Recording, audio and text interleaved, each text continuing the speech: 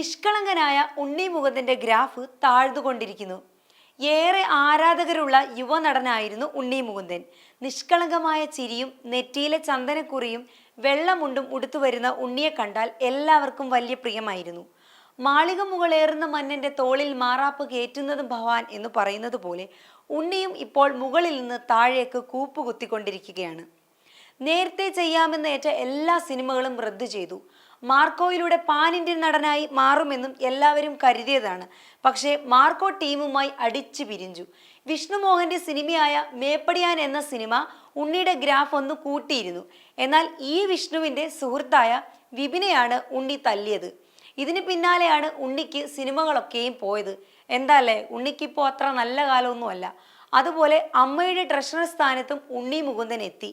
60 ലക്ഷം പ്രതിഫലം വാങ്ങിയ ഉണ്ണി ഇപ്പോൾ ഇതാ 10 കോടിയിലേറെ പ്രതിഫലമാണ് ഉയർത്തിയിരിക്കുന്നത്.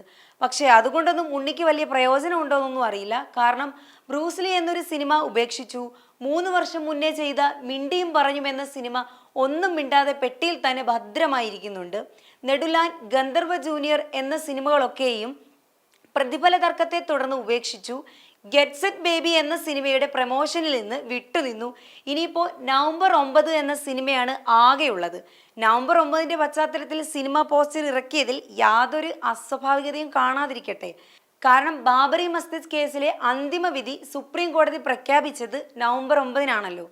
ഉണ്ണിയുടെ പ്രവൃത്തികളും രീതികളും മലയാള സിനിമയിൽ അത്ര നല്ല പേരല്ല ഉണ്ണിക്ക് നൽകിക്കൊണ്ടിരിക്കുന്നത് എന്ന് പറയാതെ തന്നെ വയ്യ.